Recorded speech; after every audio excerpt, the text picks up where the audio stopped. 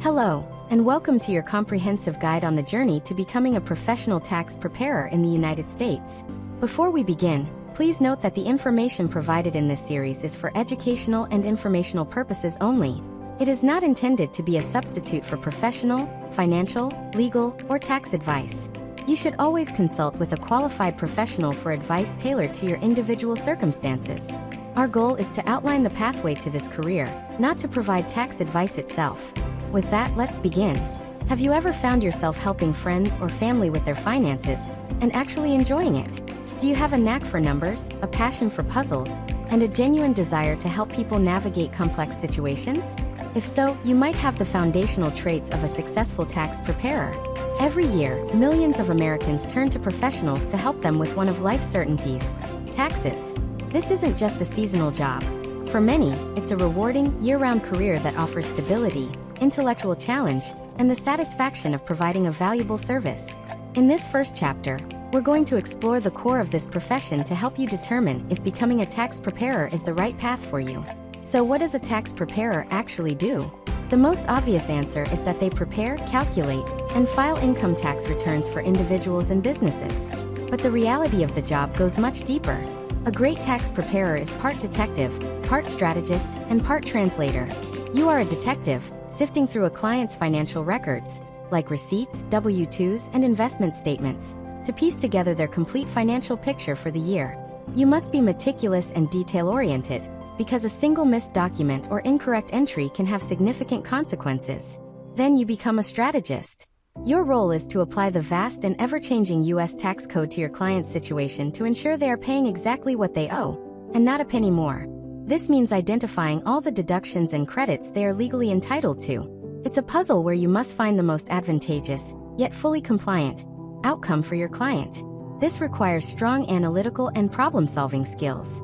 Finally, and perhaps most importantly, you are a translator. The tax code is notoriously complex and filled with jargon that can be intimidating to the average person. Your job is to communicate these complex ideas in a simple, clear, and reassuring way. You'll need to explain why a certain deduction is or isn't available, what a particular form means, and what clients can expect after their return is filed. Excellent communication and interpersonal skills are not just a bonus in this field. They are essential. You are building trust with people regarding one of the most sensitive aspects of their lives: their money.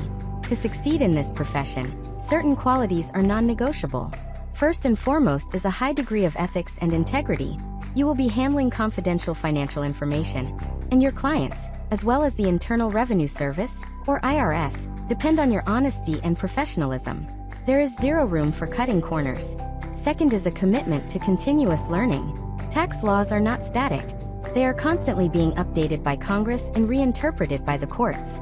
What is true for one tax year may be different the next. A professional tax preparer must be dedicated to staying current through continuing education every single year. If you enjoy learning and adapting to new rules, this career will keep you engaged. If you prefer a job that never changes, this is likely not the field for you. Third is the ability to work well under pressure. Tax season, roughly from January to April, is an intense period with firm deadlines. You will be juggling multiple clients, each with their own unique financial situation and questions. The ability to stay organized, manage your time effectively, and maintain a calm and professional demeanor during this high-stakes period is crucial to your success and your sanity. Of course, like any career, being a tax preparer has its unique rewards and challenges. The most significant reward for many is the tangible impact you have on people's lives. You help them navigate a system that can be stressful and confusing, providing them with peace of mind. You might help a young family maximize their refund to save for a down payment, or assist a small business owner in managing their tax obligations so they can focus on growth. The gratitude from a client you've helped is immensely satisfying. The earning potential is also strong, with opportunities to build your own practice or advance within a larger firm. On the other hand, the responsibility can be a heavy weight. The accuracy of your work directly impacts your client's financial well-being. An error could lead to an audit, penalties, or fines. The pressure to be perfect is real. The seasonal nature of the work can also be a challenge for some. While it can offer flexibility in the off-season, it demands long hours and intense focus during tax season, often including nights and weekends. As we close this introductory chapter, take a moment to reflect. Does the idea of deciphering the tax code excite you? Do you feel a sense of purpose in the idea of helping others with their financial obligations? Can you see yourself thriving in a role that demands precision, integrity, and lifelong learning? If you're nodding along, then you are in the right place. This profession is about so much more than filling out forms. It's about providing clarity, confidence, and crucial support to your community. In our next chapter, we will begin to explore the practical first steps, starting with the different types of tax preparers and the foundational requirements set by the IRS. The journey has just begun. Welcome back. In our last chapter, we explored the essential skills and personal qualities needed for a successful career in tax preparation. We asked you to reflect on whether this demanding but rewarding field is the right fit for you. As we continue, remember that this series is for educational purposes only and does not constitute professional tax, legal, or financial advice.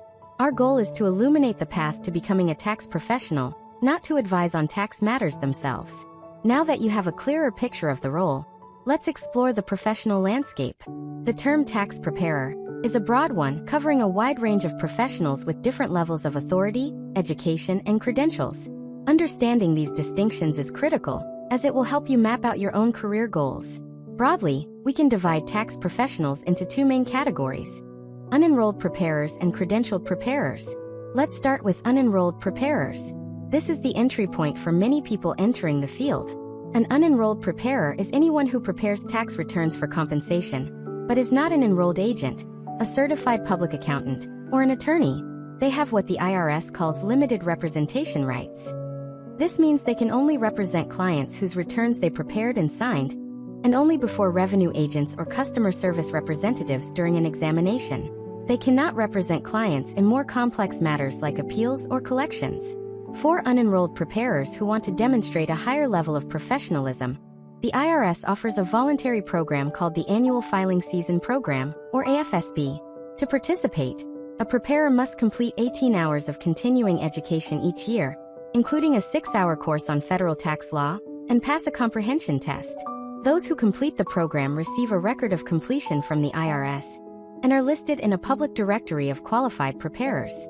While it's a voluntary step, completing the AFSP can enhance your credibility and knowledge base significantly.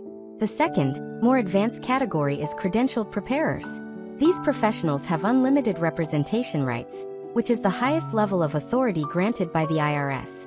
This means they can represent any client on any tax matter, regardless of who prepared the return, before any level of the IRS, including audits, appeals, and collections. There are three main types of credentialed preparers. First, there are enrolled agents, often called EAs. EAs are federally licensed tax specialists. They earn this credential directly from the IRS either by passing a comprehensive 3-part examination covering all aspects of the tax code, or through specific experience working at the IRS. Because they are licensed by the federal government, an enrolled agent can practice in any state. They are true tax specialists. Next are certified public accountants, or CPAs. CPAs are licensed at the state level. To become a CPA, one must meet extensive education and experience requirements and pass the rigorous, 4-part uniform CPA examination. While CPAs have a broad expertise in accounting, auditing, and business consulting, many choose to specialize in taxation. Their state-issued license gives them unlimited representation rights before the IRS. Finally, there are tax attorneys. These professionals are lawyers who specialize in tax law. After earning a law degree, they must pass their state's bar exam. Tax attorneys handle complex tax planning, represent clients in tax disputes, and can even represent clients in U.S. tax court, a privilege not available to EAs or CPAs. So you have unenrolled preparers, some of whom voluntarily complete the AFSB, and you have the highly credentialed EAs, CPAs, and attorneys. Which path you choose will depend on your long-term career ambitions. Do you want to focus exclusively on preparing returns, or do you aspire to represent clients in complex negotiations with the IRS? Regardless of which path you eventually choose, every single person who prepares, or assists in preparing, a federal tax return for compensation must complete the same, non-negotiable first step. You must obtain a Preparer Tax Identification Number, or PTIN, from the IRS. A PTIN is a unique 9-digit number that you must have before you prepare a single tax return for a client. It is your official registration with the IRS as a paid tax preparer. You must renew your PTIN every year, typically between October and December, to remain active for the upcoming tax season. Getting your PTIN is a straightforward online process. You will need to go to the official IRS website, and it's very important to ensure you are on the legitimate irs.gov site. You'll create an account in their tax professional PTIN system. The application process takes about 15 minutes. You'll need to provide personal and business information, as well as information from your most recent personal tax return for identity verification. There is a fee that must be paid each year to obtain or renew your PTIN. Once you complete the online application and pay the fee, you will usually receive your PTIN immediately. This number is not just an administrative formality. It is the key that unlocks the door to this profession. Without a current PTIN, it is illegal to prepare federal tax returns for pay. It is the foundational requirement that unites all professional preparers, from a first-year preparer at a retail chain to a senior tax partner at a major law firm. To recap this chapter, we've learned about the different tiers of tax professionals, from unenrolled preparers to credentialed experts like EAs, CPAs, and attorneys. And we've identified the single most important first action you must take: obtaining your preparer tax identification number from the IRS. This step officially begins your journey. In our next chapter, we will discuss the critical topic of education and training. What do you actually need to learn to be competent and confident in preparing your first tax returns? We'll explore the options available to build your foundational knowledge. Hello and welcome back to our series on becoming a professional tax preparer. In the last chapter, we distinguished between the different types of preparers and covered the mandatory first step of obtaining your PTIN from the IRS. As always, please remember this information is for educational purposes only and is not a substitute for professional, legal, or financial advice. Now that you have your official ID number, it's time to build the engine that will drive your career, your knowledge. Simply having a PTIN allows you to legally prepare returns for compensation, but it doesn't mean you're ready to. Tax preparation is a profession built on a deep understanding of the tax code. Relying solely on tax software without understanding the underlying principles is like trying to navigate a ship by only looking at the GPS, without knowing anything about the sea.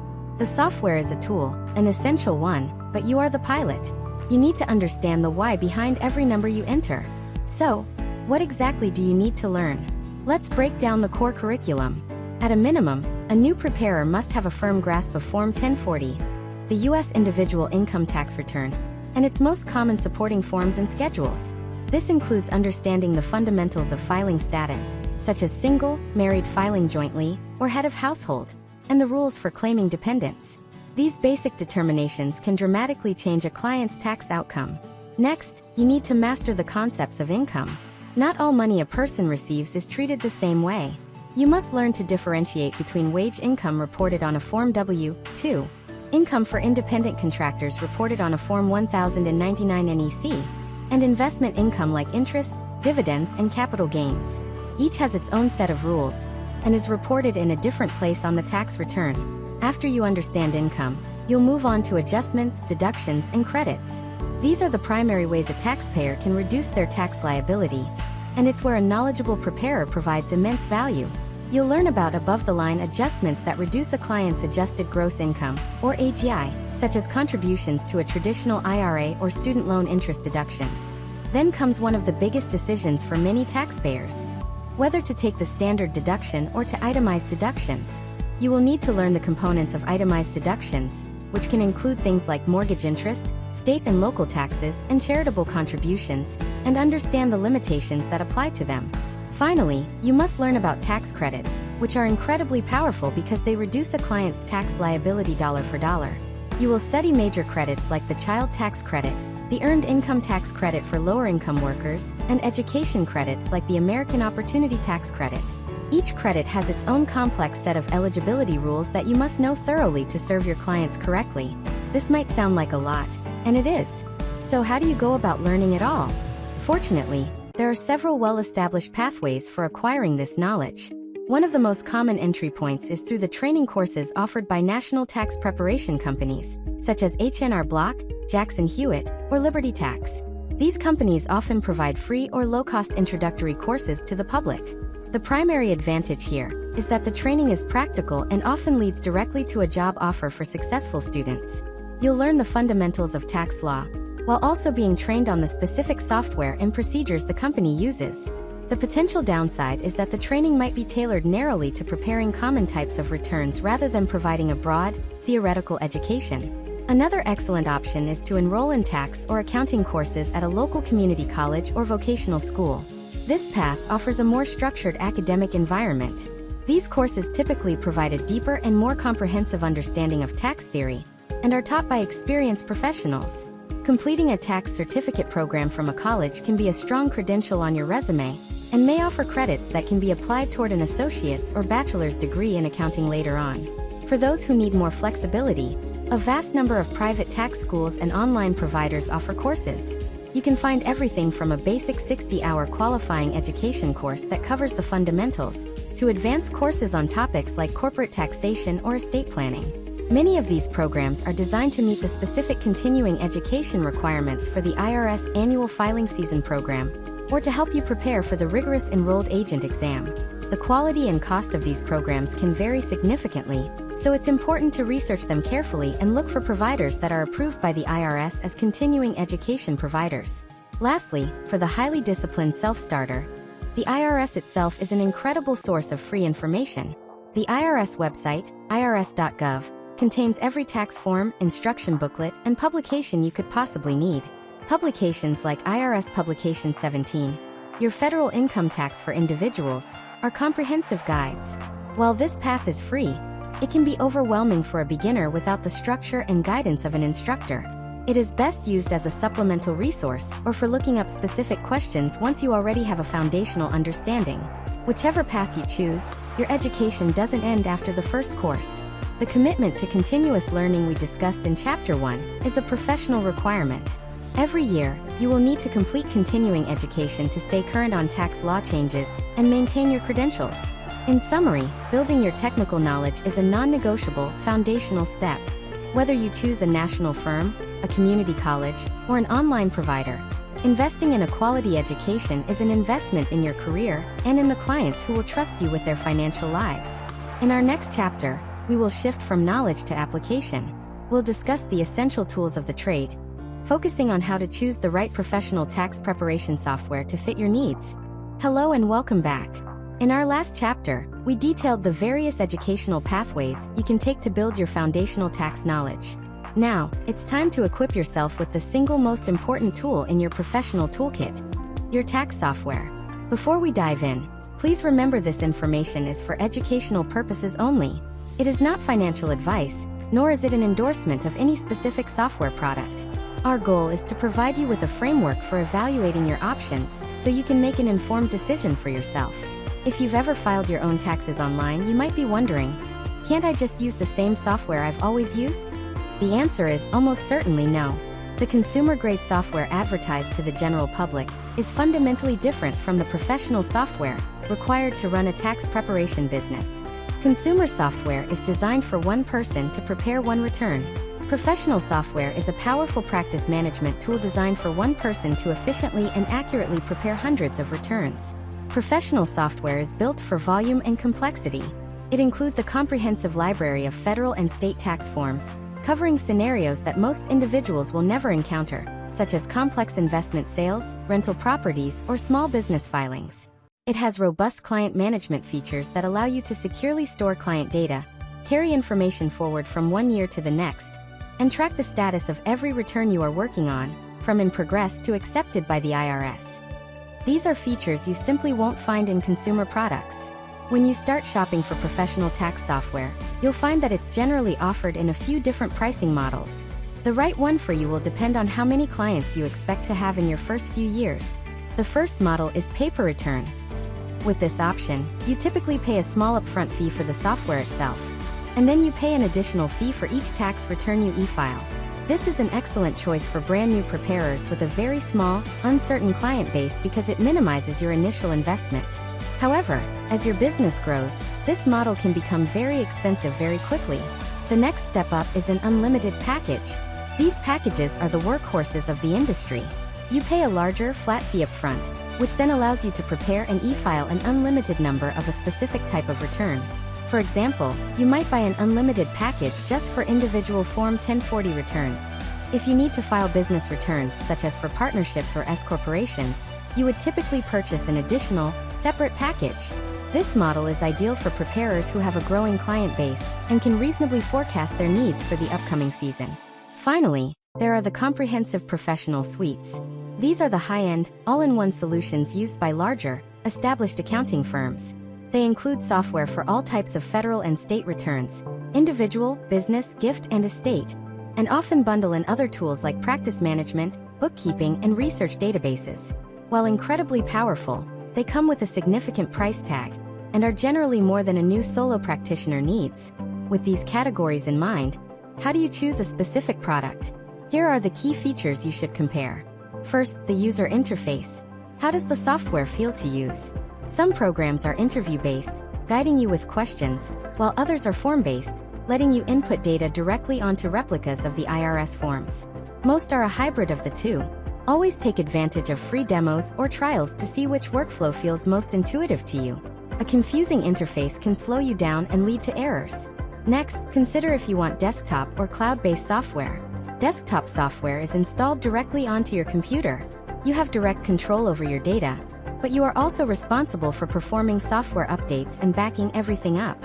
Cloud-based software, on the other hand, is accessed through a web browser. Your data is stored securely on the provider's servers. Updates are automatic, and you can access your work from any computer with an internet connection. This flexibility has made cloud-based software the increasingly popular choice for modern preparers. Pay close attention to the pricing structure. What is the total cost, including the federal package, each state package you'll need, and any e-filing fees? Be sure to ask about the renewal cost for the following year, as introductory prices can sometimes be misleading. Finally, investigate the quality of their customer and technical support. When you're in the middle of a complex return on a tight deadline, and something isn't working, you need fast, knowledgeable help. Look at reviews and ask other preparers about their experience with a company's support, especially their availability during the peak months of March and April. In conclusion, your tax software is a significant business decision that directly impacts your efficiency and accuracy. Start by assessing your needs, take your time to demo different products, and choose a reliable partner that can support you as you launch and grow your practice. Now that your toolkit is ready, our next chapter will focus on making it all official. We'll explore the essential business decisions you need to make, from choosing a business structure to setting up your workspace. Hello, and welcome back. So far in our journey, we have covered the personal qualifications, educational requirements, and essential software needed to become a tax preparer. Now, it's time to build the house in which your career will live by officially setting up your business. Before we proceed, it is absolutely critical to state that the following information is for educational purposes to make you aware of your options. It is not legal or business advice. Choosing a business structure and ensuring compliance with local laws has significant legal and tax implications. You should always consult with a qualified attorney and a certified public accountant, or CPA, to determine the best course of action for your specific circumstances. With that important understanding, let's explore the landscape. One of the first and most important decisions you'll make is choosing a legal structure for your business. The most common starting point for a solo practitioner is the sole proprietorship. This is the simplest structure to form.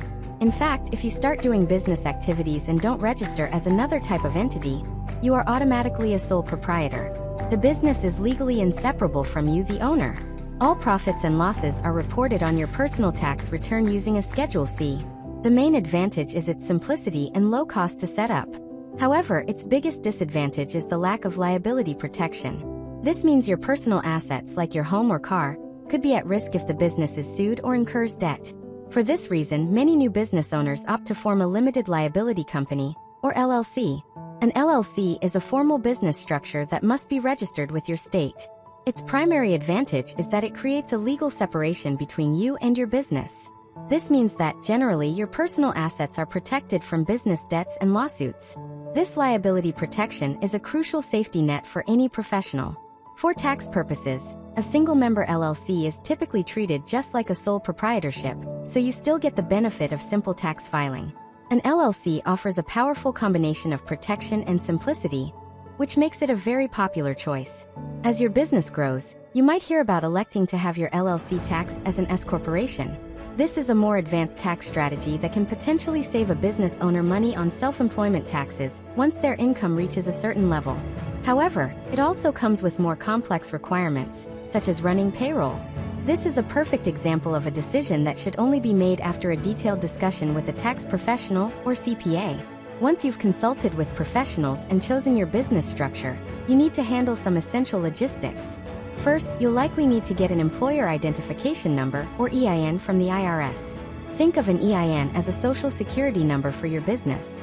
While not always required for a sole proprietorship with no employees, it is highly recommended and is necessary for an LLC. An EIN allows you to open a business bank account and helps separate your business and personal financial identities. You can apply for one for free on the official irs.gov website. Next, and this is a step you cannot skip, you must open a separate business bank account. Do not mix your business income and expenses with your personal finances. Commingling funds can eliminate the liability protection that an LLC provides and creates a massive headache for bookkeeping and tax preparation. A separate account establishes a clear financial record for your business and is a mark of true professionalism. You must also obtain the necessary insurance. The most critical policy for a tax preparer is errors and omissions insurance, often called E&O or professional liability insurance. This insurance protects you if a client sues you for financial damages resulting from a mistake or negligence in your work. Even the most diligent preparer can make an error, and the legal costs of defending yourself, even if you're not at fault, can be overwhelming. E&O insurance is not a luxury. It is a fundamental cost of doing business in this profession. Finally, you need to create a professional and secure workspace. If you choose to work from a home office, ensure you have a dedicated area where client conversations can be held privately and their sensitive documents can be stored in a locked, secure cabinet. If you plan to meet clients in person, your space must be professional and distraction-free. In summary, setting up your business correctly from the very beginning is a critical step for protecting yourself and building a sustainable practice. Consult with professionals, choose the right structure, handle the official registrations like your EIN, keep your finances separate, and get the proper insurance. Now that your business is structured, the next big question is, how do you get clients? In our next chapter, we'll dive into that very topic. Hello and welcome back to our comprehensive guide on becoming a tax professional. In the last chapter, we laid the essential groundwork for your business, from choosing a legal structure to setting up your workspace and insurance. Now, with your practice officially formed, it's time to focus on its lifeblood, your clients. As we begin, please remember that this series is for educational purposes. The marketing and business strategies discussed here are general suggestions and not a guarantee of success. You should always ensure your marketing efforts comply with all professional and ethical standards, as well as local regulations. For a new tax preparer, the thought of finding clients can be intimidating, but it doesn't have to be. Your initial marketing efforts shouldn't be about expensive advertising campaigns, but about building trust and awareness within your own network. Your very first potential clients are often the people who already know you, your family, friends, and former colleagues. This is your warm market. Start by letting people in your personal and professional circles know about your new venture. Be professional in your announcement. Explain that you've completed your training, obtained your necessary credentials from the IRS, and are now open for business. The key here is not to be pushy, but to be informative. You are positioning yourself as a knowledgeable and trustworthy resource. Your goal is for your name to come to mind when someone in your network, or their network, mentions needing help with their taxes. Word-of-mouth referrals are the most powerful form of marketing in this industry, and it all starts here. Beyond your immediate circle, consider getting involved in your local community. Joining your local chamber of commerce or other small business networking groups can be incredibly effective. In these groups, you'll meet other local business owners who not only may need your services themselves, but can also become valuable referral partners. An accountant, a bookkeeper, and a financial advisor who know and trust you can become a fantastic source of client referrals over time. As you begin to market your services, it's crucial to define who your ideal client is. Are you aiming to serve individuals with straightforward returns? Do you want to specialize in helping fellow freelancers or gig economy workers? Or perhaps you're interested in serving clients with rental properties or small businesses. Focusing on a specific niche can make your marketing efforts much more effective. It allows you to tailor your message and become the go-to expert for a specific group of people. Once a potential client reaches out, the next critical phase begins: the onboarding process. This is the set of steps you take to formally turn a prospect into a client. Disclaimer: this video is for informational and educational purposes only, and should not be considered professional legal, financial, or tax advice. I am not a certified public accountant, CPA, or a tax attorney. You should consult with a qualified professional for advice tailored to your individual situation. Tax laws are complex and subject to change. The creator of this video or the channel will not be held liable for any actions taken based on the information provided. A smooth and professional onboarding experience is essential for building trust and setting expectations. The first step is the initial consultation. This can be a brief phone call, a video meeting, or an in-person appointment. During this meeting, your goal is to listen, understand their tax situation from previous years, ask about any major life changes in the current year, and determine if their needs are a good fit for your expertise. This is also your opportunity to clearly explain your services, your process, and your fee structure. Transparency about fees is non-negotiable for building a relationship based on trust. If you both agree to move forward, the next step is a formal engagement letter. An engagement letter is a contract between you and your client. It should clearly outline the scope of the work you will be performing, the fees for those services, and the responsibilities of both you and the client. For example, it will state that you are responsible for preparing an accurate return based on the information provided, and the client is responsible for providing you with all necessary and accurate information in a timely manner. This document protects both you and the client by preventing misunderstandings down the road. After the letter is signed, you'll provide the client with a secure way to send you their documents. This could be a secure client portal provided by your tax software, or another encrypted file sharing service. You must emphasize the importance of not sending sensitive documents like social security cards or bank statements through regular, unencrypted email. Protecting your client's data is a legal and ethical obligation of the highest importance. In summary, finding your first clients begins with leveraging your existing network and building a presence in your local community. Your success will be driven by referrals built on trust. And once you have an interested prospect, you must guide them through a professional onboarding process that includes a clear consultation, a formal engagement letter, and a secure method for document exchange. Now that you have a client, what does the day-to-day work of preparing their return actually look like?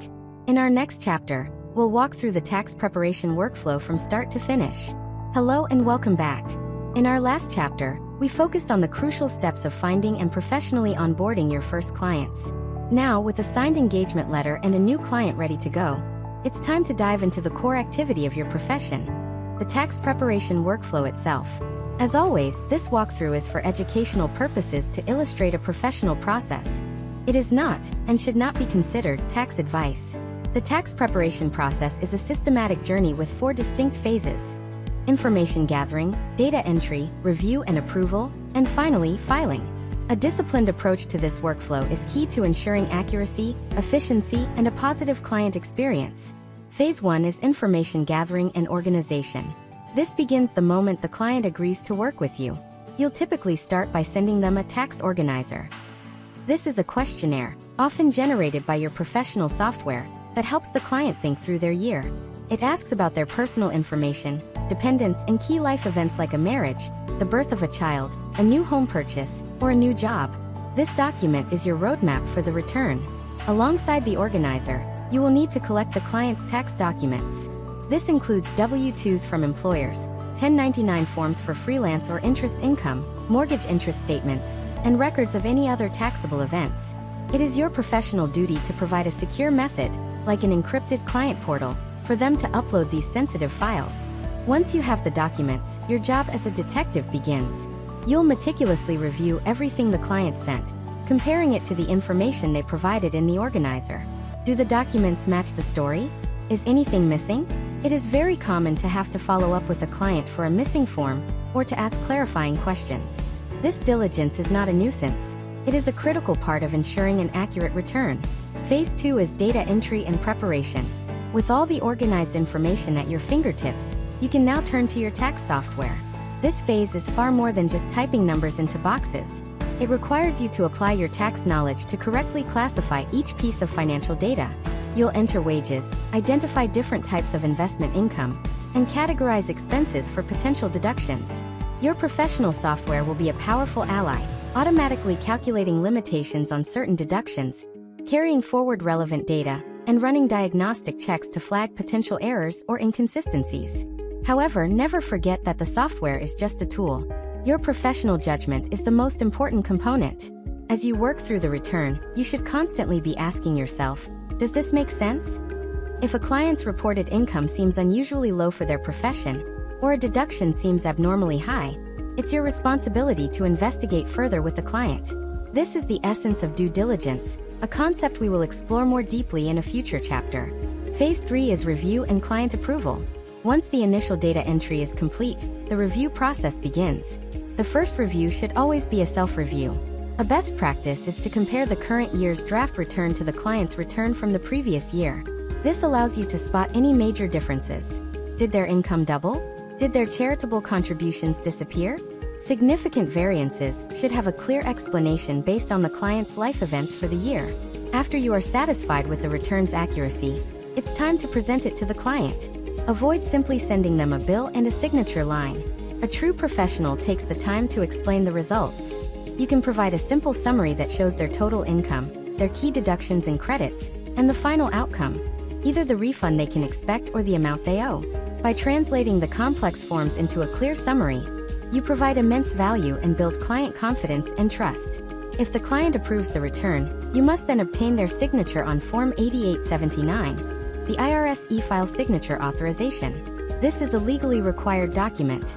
It confirms that the client has reviewed their return and attests to its accuracy, and it gives you, the preparer, the legal permission to file it electronically on their behalf. You cannot, under any circumstances, file a return without this signed form in hand. Phase 4 is filing and post-filing. With the signed Form 8879, you can now transmit the return to the IRS and any necessary state tax agencies through your software. This is typically a quick and seamless process. Within a day or two, you should receive an electronic confirmation that the return has been accepted. This acceptance receipt is a crucial document that you must save for your records. Your final step is to provide the client with a complete copy of their filed tax return for their own records. Your job isn't quite done though. You should remain available to answer any questions they may have about the status of their refund, or how to make a payment if they owe taxes. A successful workflow transforms a complex, stressful process into a clear, organized, and reassuring experience for your client. In our next chapter, we will go deeper into the rules that govern your conduct as a tax professional, exploring your ethical and due diligence responsibilities in detail. Welcome back. In our last chapter, we walked through the practical workflow of preparing a tax return. A smooth process is important, but it is meaningless if it isn't built on a foundation of professional integrity. In this chapter, we are going to discuss the most important aspect of your career, your ethical and due diligence responsibilities. This information is for educational purposes to help you understand the professional standards you are expected to uphold. It is not legal advice. The practice of tax professionals who appear before the IRS is governed by a set of regulations known as Treasury Department Circular 230. Think of Circular 230 as the official rulebook for professional conduct. While some of its more technical sections apply specifically to credentialed professionals like enrolled agents, CPAs, and attorneys, its core principles set the standard for all paid tax return preparers. Circular 230 establishes several key duties that you must adhere to. First is the duty of competence. This means you must possess the necessary knowledge and skill to handle your client's tax matters properly. It's an ethical obligation to not take on a client case that is beyond your level of expertise without seeking assistance. Second, you are prohibited from charging what the IRS calls an unconscionable fee, which is a fee that is grossly unfair in relation to the services provided. Your pricing must be fair and transparent. Another key principle is the requirement to promptly return a client's original records upon request, even if there is a fee dispute between you. And critically, if you discover an error or omission on a client's past return, Circular 230 requires you to promptly inform the client of the issue and advise them of its potential consequences. You cannot ignore it. Flowing from these ethical rules is the single most important concept in your daily work: due diligence. This term simply means that you must take reasonable and appropriate steps to ensure the information on a tax return is correct and complete. The IRS does not expect you to audit your clients, but it absolutely forbids you from willfully ignoring information that appears to be incorrect, inconsistent, or incomplete. So, what does due diligence look like in practice? It's about being an engaged and inquisitive professional. For example, if a client gives you a simple verbal statement for a large business expense, due diligence means asking for receipts or bank statements to support that claim. If a new client tells you they are eligible for a tax credit that seems unusual for their situation, Due diligence means asking clarifying questions to confirm they meet all the specific eligibility tests for that credit. A crucial part of this process is to not be afraid to ask why. If the information a client provides you doesn't seem to make sense, you have a professional obligation to ask for more details. For instance, if a client's income is substantially lower than in the prior year, you should ask if they changed jobs or were unemployed for a period. This isn't being nosy, it's being thorough. Documenting these questions and the client's answers in your work papers is a best practice that demonstrates your diligence. Failure to exercise due diligence can have serious consequences. The IRS can impose significant monetary penalties on preparers for each return where they fail to meet this standard, particularly for returns claiming certain tax credits like the Earned Income Tax Credit. In severe or repeated cases of negligence or misconduct, the IRS can even revoke your preparer tax identification number, effectively ending your ability to prepare returns for compensation. Finally, your ethical responsibilities extend to the absolute protection of your client's data. Client confidentiality is sacred. You are legally and ethically bound to safeguard all the sensitive personal and financial information they entrust to you. This means having secure systems for data storage, using encrypted methods for communication, and having a written data security plan in place. In conclusion, your reputation as a tax professional is your most valuable asset. It is built not just on your technical knowledge, but on a steadfast commitment to ethical conduct and meticulous due diligence. These aren't just rules to avoid penalties. They are the principles that build client trust and a long, successful career. In our next chapter, we will discuss how to maintain and grow your expertise in this ever-changing field. Hello and welcome back to our series. In our last chapter, we explored the critical ethical and due diligence standards that form the bedrock of a professional tax practice. Upholding those standards requires not just integrity, but also up-to-date knowledge. That brings us to this chapter's topic: the lifelong commitment to continuing education. As always, this information is provided for educational purposes and is not a substitute for professional guidance. In the world of tax preparation, the only constant is change. Every year, new laws are passed by Congress, the IRS issues new regulations and interpretations, and court rulings set new precedents. What was true last tax season may not be true this season. A preparer who relies on outdated knowledge is not only doing a disservice to their clients, but is also putting their own career at risk. For this reason, continuous learning is not just a good idea. It is a fundamental, non-negotiable part of the job. This commitment begins with a mandatory annual requirement for every single paid preparer. You must renew your Preparer Tax Identification Number, or PTIN, with the IRS every year. The renewal period typically opens in mid-October and closes on December 31st. If you fail to renew your PTIN, you are not legally authorized to prepare tax returns for compensation in the upcoming tax season. It is a simple but absolute requirement. In addition to this federal requirement, some states have their own specific licensing and education rules. States like California, Oregon, Maryland, and New York, for example, have their own registration systems and require preparers to complete a certain number of state-approved education hours each year. It is crucial that you check with your state's tax agency or Department of Revenue to understand and comply with any local requirements. Beyond the mandatory renewals, the IRS strongly encourages all unenrolled preparers to participate in the Annual Filing Season Program, or AFSB.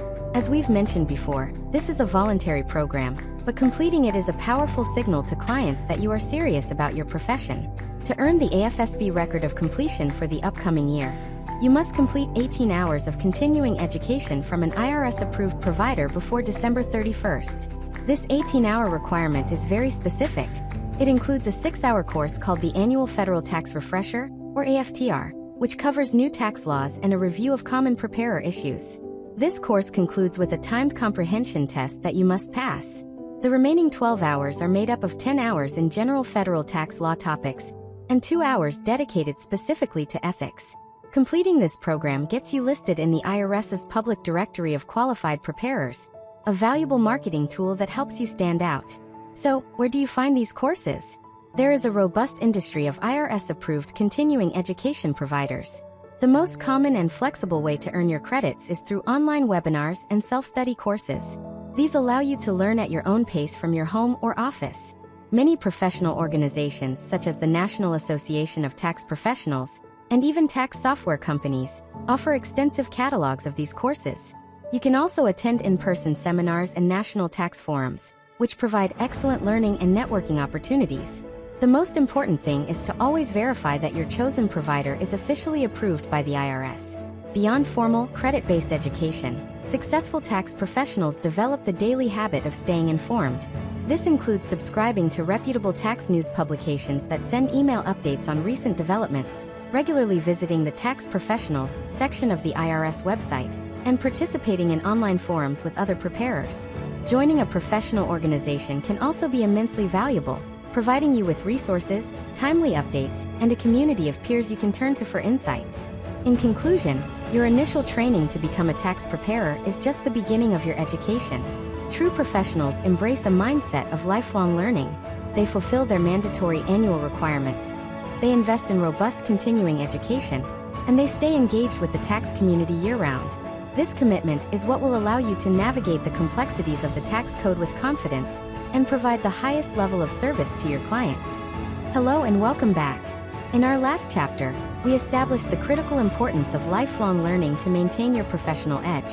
Now, we turn our attention to the time of year when all your knowledge and preparation are put to the ultimate test: tax season. This roughly 3-month period from late January to the April filing deadline is a marathon, not a sprint. Thriving, not just surviving, requires strategy, discipline, and a focus on efficiency. As always, this chapter offers general business and productivity insights for educational purposes, not specific financial advice. A successful tax season begins long before your first client's W-2 arrives. The work you do in December and early January is crucial for setting the pace. This is the time to perform a full systems check. Update your professional tax software to the current tax year, run tests to ensure your e-filing credentials are active, and confirm that your essential hardware, your computer, scanner, and printer, are all in perfect working order. A technical glitch in March is a crisis. A technical glitch in January is a minor inconvenience. This pre-season period is also the time for proactive client communication. Send a welcome email to all your returning clients. Include their annual tax organizer, a checklist of common documents they'll need to gather, and a clear, concise explanation of your process for the season. Be sure to set expectations early about your deadlines for receiving their information to guarantee a timely filing. Once the season begins, your efficiency will depend on your workflow. One of the most powerful techniques for managing a high volume of returns is batching. Instead of taking one client's return from the initial scan all the way to completion in one go, you group similar tasks together.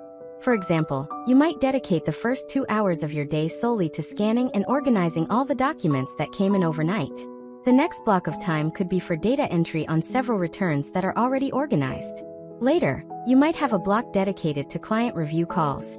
This approach minimizes the mental friction of switching between different types of tasks and dramatically increases your focus and speed. Effective client communication during the peak season is also key. Clients understand you're busy, but they appreciate being kept in the loop. Use email templates and automation to your advantage. Simple, templated emails for key milestones, such as "We've received your documents," "We're reviewing your information," or "Your return is complete and ready for your review," can keep clients informed and reduce the number of just checking in phone calls you receive. From your very first conversation, give clients a realistic estimate for turnaround time, making it clear that the clock starts only when you have received all of their necessary information. Just as important as managing your work is managing your own well-being. Burnout is a real danger in this profession. To avoid it, you must be intentional about self-care. Schedule short breaks into your calendar and honor them. Step away from your desk, stretch, or get some fresh air. It is not lazy. It is essential for maintaining focus and preventing careless errors. Furthermore, set firm boundaries. Decide on your work hours and stick to them as much as possible. Responding to client emails at 10 o'clock at night sends the message that you are available 24/7, creating an unsustainable expectation. It is perfectly professional to have an auto-reply after hours that says you will respond on the next business day. Finally, know when to say no. In late March or early April, if you are at full capacity, it is better to politely decline a new client than to accept the work and do a rushed, subpar job. Protecting the quality of your work is paramount. In conclusion, a successful tax season is the result of deliberate planning, efficient systems, clear communication, and a non-negotiable commitment to your own health and well-being. By implementing these strategies, you can navigate the busiest time of year with confidence and professionalism. Hello and welcome back. In our last chapter, we navigated the intense peak of tax season with strategies for time management and well-being.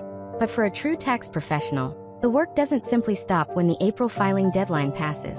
In this chapter, we'll explore the critical tasks that take place after the deadline, from managing extensions to wrapping up your season and engaging with clients year-round.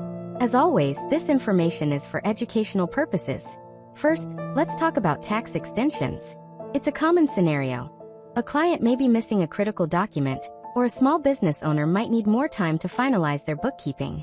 For these situations, we can file an application for automatic extension of time to file, which is Form 4868 for individual taxpayers. This grants the client an automatic 6-month extension, typically moving their filing deadline to October 15th.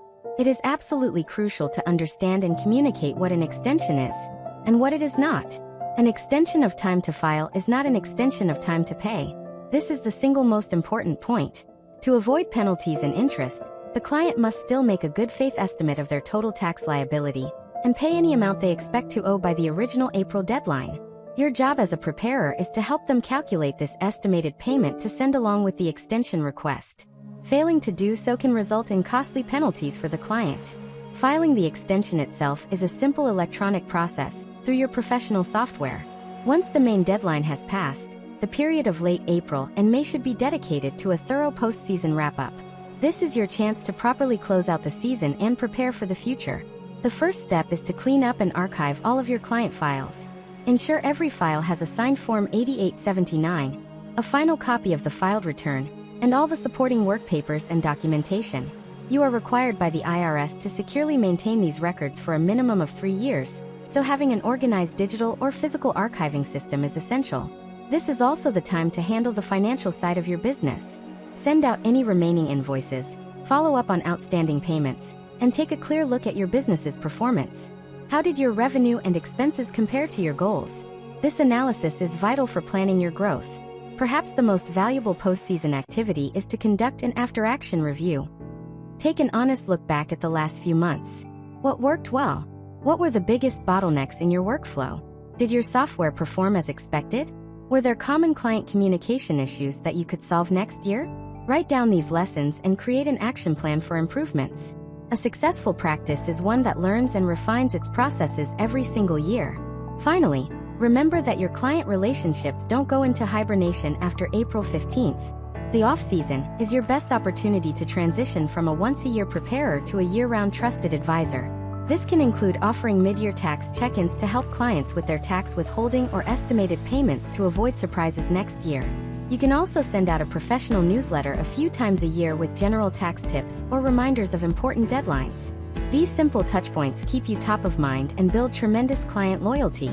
You'll also be the first person they call when they receive a confusing notice from the IRS, providing another opportunity for you to demonstrate your value.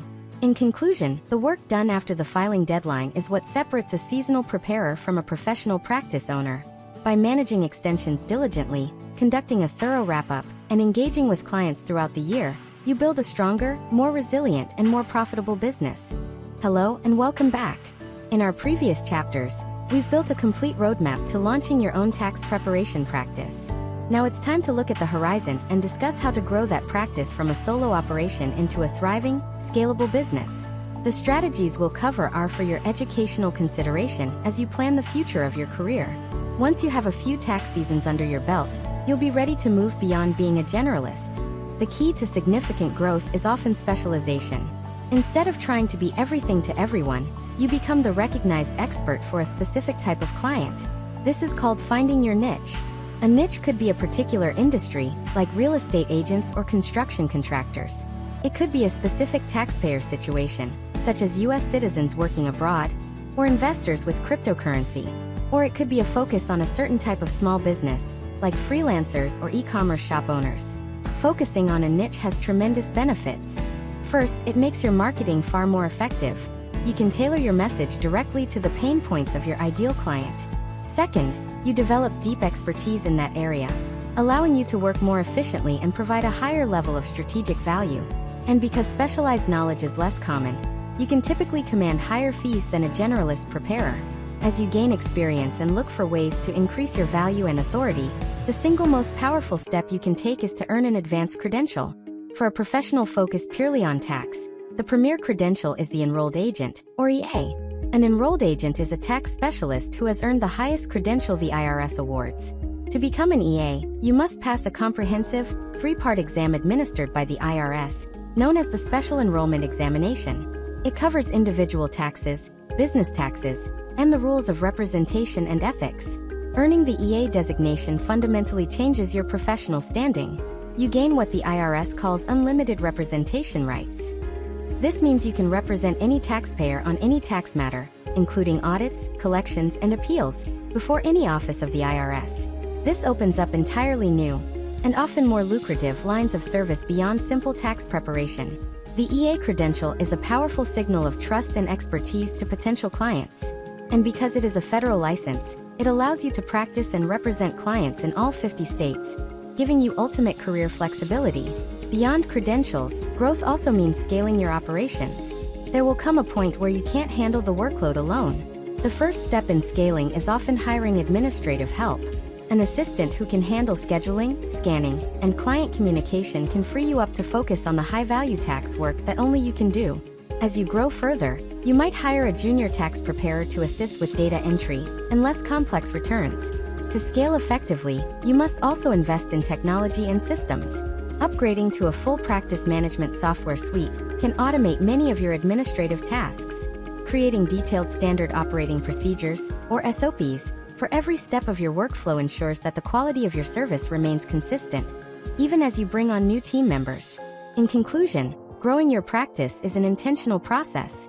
It involves strategically choosing a niche to become a sought-after expert, advancing your professional standing by earning a credential like the enrolled agent license, and thoughtfully scaling your business with the right people and systems. These steps will transform your job into a valuable and enduring career. Hello and welcome back. In our last chapter, we discussed strategies for growing your practice through specialization and advanced credentials. But growth isn't just about attracting new clients, it's about keeping the ones you have. The most successful tax practices are built on a foundation of loyal, long-term clients. This chapter is dedicated to the most important element of retention: building lasting relationships through excellent communication and service. Please remember, this information is for educational purposes, offering insights into professional best practices. While your technical tax knowledge is the price of entry into this profession, it is your communication and service that will set you apart. Clients expect you to prepare an accurate return. What makes them come back year after year is how you make them feel throughout the process. The cornerstone of this is proactive communication. Don't make your clients guess what's happening. Keep them informed at every stage.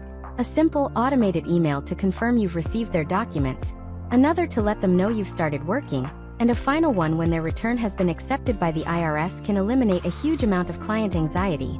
Another key skill is your ability to act as a translator. The tax world is filled with complex jargon. Your value lies in your ability to explain a client's tax situation in simple, clear, and understandable terms. A client who understands why they are getting a refund, or why they have a balance due feels empowered and confident in your services. Of course, a major part of service is setting and managing expectations from the very beginning. This starts with your engagement letter, which should clearly outline the scope of the work you'll be doing. It also means being completely transparent with your fee structure. A client should never be surprised by your bill. Whether you charge by the form, by the hour, or a flat rate, make sure they understand and agree to the cost before you begin the work. This single act of transparency builds immense trust. It's also critical to be realistic about your timelines, especially during the peak of tax season. It is always better to promise a one-week turnaround and deliver in 5 days than to promise 3 days and deliver in 4. Under-promising and over-delivering on deadlines is a hallmark of a true professional. Exceptional service also means being prepared to handle difficult situations with grace. At some point, you will have to deliver bad news, like telling a client they owe a significant amount of money. The key is to be empathetic but factual. Calmly and clearly explain the factors that led to the outcome. And if you ever make a mistake, because all humans do, the professional path is to own it immediately. Contact the client, explain the error, and outline your plan to fix it, such as filing an amended return. Your integrity in these tough moments will define your reputation. Finally, remember that the relationship doesn't end after the return is filed. Being available to help a client decipher a confusing IRS notice that arrives in July is an incredible value add and a huge stress reliever for them. Small, personal touches, like sending a happy birthday email or a note of congratulations on a new home, show that you see them as more than just a number. Disclaimer: this video is for informational and educational purposes only and should not be considered professional legal, financial, or tax advice. I am not a certified public accountant, CPA, or a tax attorney. You should consult with a qualified professional for advice tailored to your individual situation. Tax laws are complex and subject to change. The creator of this video or the channel will not be held liable for any actions taken based on the information provided. This is how you turn a transactional service into a loyal, long-term professional relationship that results in years of repeat business and valuable referrals. Hello and welcome back. In our last chapter, we focused on the art of building lasting client relationships. As those relationships deepen, you'll find that many of your individual clients are also small business owners, creating a natural opportunity for you to expand your services. This chapter will serve as a high-level introduction to the world of business tax returns. Please note, business taxation is a complex field. This overview is for educational purposes to familiarize you with the landscape and is not a substitute for dedicated, in-depth training. Offering business tax services is a logical next step in growing your practice. It allows you to provide a more comprehensive service to your clients, and because business returns are more complex, they command significantly higher fees than typical individual returns. The vast majority of small businesses in the U.S. operate as pass-through entities. This is a key concept. It means the business itself does not pay income tax. Instead, the profits or losses are passed through to the owners, who then report them on their personal tax returns. The simplest form of business tax reporting, and the best place to start, is the Schedule C, Profit or Loss from Business. This form is filed as part of the owner's personal Form 1040. It's used by sole proprietors, individuals who own an unincorporated business by themselves, and by single-member LLCs. On the Schedule C, you will list the business's gross income and then categorize and subtract all its ordinary and necessary business expenses to arrive at a net profit or loss. This final number then flows to the owner's personal return. The next level of complexity is a partnership. A business with two or more owners, including a multi-member LLC, files Form 1065, U.S. Return of Partnership Income. Unlike a Schedule C, this is a separate, standalone tax return for the business. However, it's an informational return. The partnership reports its total income and expenses on Form 1065, but no tax is paid with this form. Instead, the partnership issues a Schedule K, one to each partner. The K-1 shows each partner's individual share of the business's profit, loss, deductions, and credits. The partners then take the information from their K-1 and report it on their personal Form 1040. A similar structure is the S-corporation. An S-corp also files a separate informational return, the Form 1120-S, U.S. income tax return for an S-corporation. Like a partnership, the S-corp itself does not pay tax. It reports its financial activity and then issues a Schedule K, one to each of its shareholders. The shareholders use their K-1 to report their share of the company's profit or loss on their personal tax returns. A key distinction for S-corp is that owners who work in the business must be paid a reasonable salary, as an employee, receiving a W-2, in addition to any profits they receive from their K-1. As you can see, moving into partnership and S-corp returns introduces new levels of complexity. These returns often require a balance sheet, and you must meticulously track each owner's basis, which is their investment in the company. This is not something you should attempt without dedicated training. Before you ever prepare your first partnership or S-corp return, you must invest in specialized education on these topics. The best way to begin is to master the Schedule C. Start by serving your existing individual clients who are freelancers or have simple sole proprietorships.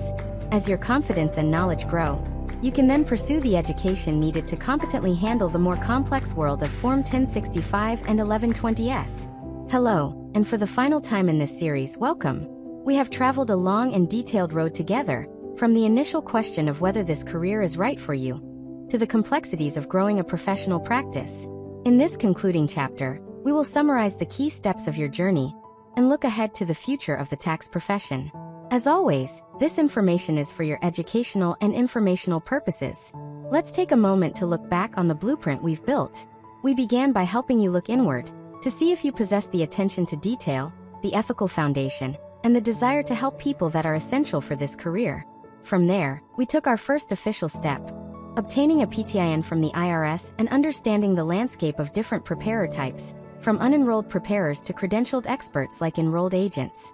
We established that knowledge is your foundation, exploring the various educational paths you can take to learn the tax code.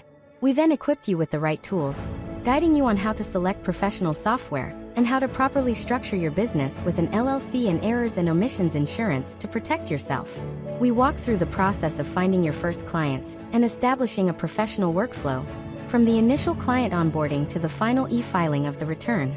Crucially, we dedicated time to the core principles of this profession: your unwavering ethical responsibilities and the constant need to perform due diligence. We discussed the non-negotiable commitment to lifelong learning, the strategies for thriving during the intensity of tax season, and the important work that continues long after the April 15th deadline. Finally, we looked at how to grow by finding a niche, building lasting client relationships, and expanding your expertise into the world of business returns. You now have a comprehensive guide to launching and building your career. But what does the future hold for this profession? You will often hear people ask if technology, and specifically artificial intelligence, will make tax preparers obsolete. The reality is that technology will not eliminate the tax professional, it will empower them. There is no doubt that AI and automation will continue to handle more and more of the routine data entry aspects of tax preparation. This is a positive development. It frees up the professional from tedious tasks and allows them to focus on where they provide the most value. The role of the tax professional is evolving from that of a data enterer to that of a trusted advisor. Software can calculate a tax liability, but it cannot sit down with a client, understand their life goals, and provide strategic insight into the tax implications of their decisions. It cannot represent a client with the nuance and judgment required during an IRS audit, and it cannot build the human relationship and trust that is so vital when dealing with sensitive financial matters. The future of this profession belongs to those who embrace technology as a tool, who commit to advancing their knowledge, and who focus on the irreplaceable human elements of advisory, strategy, and communication. The need for skilled, ethical, and empathetic tax professionals to guide individuals and businesses through an ever more complex financial world is not going away. You have embarked on a challenging and deeply rewarding career path. It's a profession that demands precision and integrity, but it gives back the immense satisfaction of helping people navigate one of the most stressful parts of their financial lives. We hope this series has given you the confidence and the clear, actionable steps you need to build a successful, reputable, and long-lasting practice. Thank you for joining us on this journey. Disclaimer: this video is for informational and educational purposes only and should not be considered professional legal, financial, or tax advice. I am not a certified public accountant, CPA, or a tax attorney. You should consult with a qualified professional for advice tailored to your individual situation. Tax laws are complex and subject to change. The creator of this video or the channel will not be held liable for any actions taken based on the information provided.